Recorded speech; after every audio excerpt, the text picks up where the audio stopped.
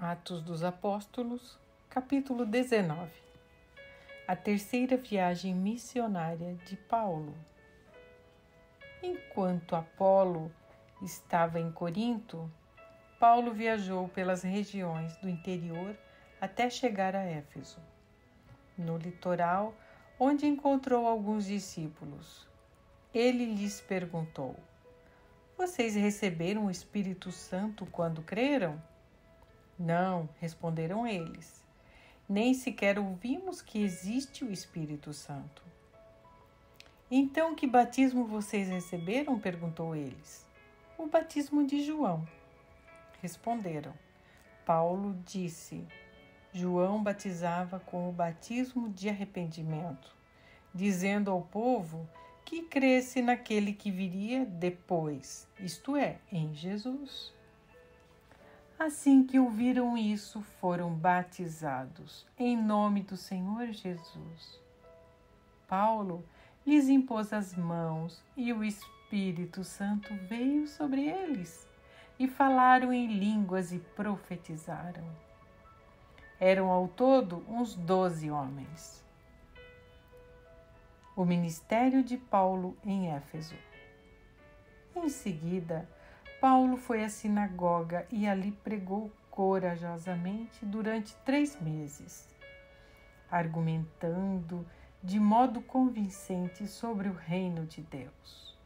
Mas alguns deles se mostraram endurecidos, rejeitaram a mensagem e falaram publicamente contra o caminho. Paulo então deixou a sinagoga e levou consigo os discípulos, passando a realizar discussões diárias na escola de Tirano. Isso continuou durante os 2 anos seguintes. E gente de toda a província da Ásia, tanto judeus como gregos, ouviu a palavra do Senhor. Deus concedeu a Paulo o poder de realizar milagres extraordinários. Quando lenços ou aventais usados por ele eram colocados sobre enfermos, estes eram curados de suas doenças e deles saíam espíritos malignos. Alguns judeus viajavam pelas cidades expulsando espíritos malignos. Tentavam usar o nome do Senhor Jesus, dizendo: "Ordeno que saia em nome de Jesus, a quem Paulo anuncia." Os homens que faziam isso eram os 7 filhos de Seva, um dos principais sacerdotes. Certa ocasião, o espírito maligno respondeu: "Eu conheço Jesus e conheço Paulo, mas quem são vocês?" O homem possuído pelo espírito maligno saltou em cima deles e os atacou com tanta violência que fugiram da casa, despidos e feridos. A notícia do ocorrido espalhou rapidamente por toda a cidade de Éfeso, tanto entre judeus como entre gregos, e sobre eles veio um temor reverente e o nome do Senhor Jesus era engrandecido. Muitos dos que creram confessaram suas obras pecaminosas.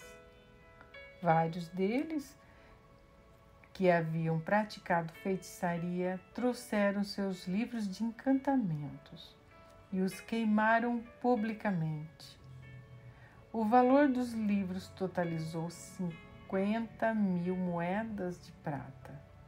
Assim, a mensagem a respeito do Senhor se espalhou amplamente e teve o efeito poderoso.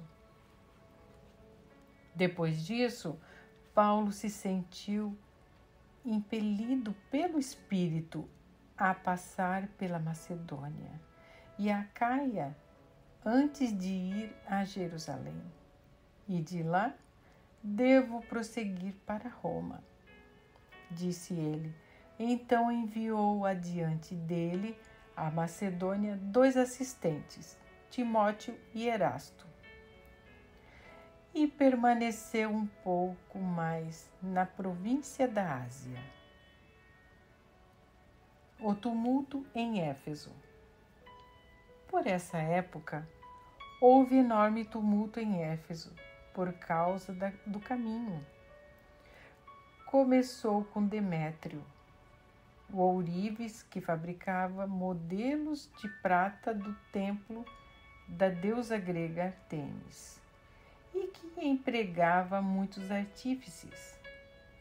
Ele os reuniu a outros que trabalhavam em ofícios semelhantes e disse: Senhores, vocês sabem que nossa prosperidade vem deste empreendimento.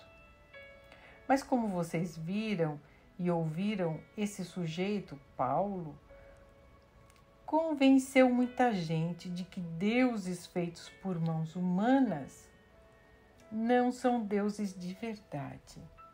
Fez isso não apenas aqui em Éfeso, mas em toda a província. Claro que não me refiro apenas à perda do respeito público por nossa atividade. Também me preocupa que o templo da grande deusa Ártemis perca sua influência e que esta deusa magnífica, adorada em toda a província da Ásia e ao redor do mundo, seja destituída de seu grande prestígio. Ao ouvir isso, ficaram furiosos e começaram a gritar: Grande é a Ártemis dos Efésios! Em pouco tempo, a cidade toda estava com uma confusão. O povo correu para o anfiteatro, arrastando os macedônios Gaio e Aristarco, companheiros de viagem de Paulo. Ele também quis entrar, mas os discípulos não permitiram. Alguns amigos de Paulo, oficiais da província, também lhe enviaram um recado no qual suplicaram que não arriscasse a vida entrando no anfiteatro. Lá dentro, em polvorosa, o povo todo gritava e cada um dizia uma coisa. Na verdade, a maioria nem sabia por que estava ali. Entre a multidão, os judeus empurraram Alexandre para a frente e ordenaram que explicasse a situação. Ele fez sinal pedindo silêncio e tentou falar.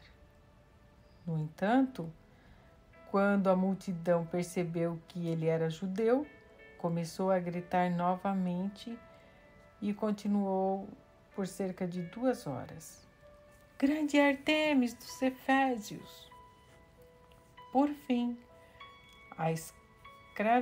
o escrivão da cidade conseguiu acalmar a multidão e disse: Cidadãos de Éfeso, todos sabem que Éfeso é a guardiã do templo da grande Ártemis, cuja imagem caiu do céu para nós. Portanto, sendo este um fato inegável, acalmem-se e não façam nada precipitadamente. Vocês trouxeram estes homens aqui, mas eles não roubaram nada do templo, nem disseram coisa alguma contra a nossa deusa.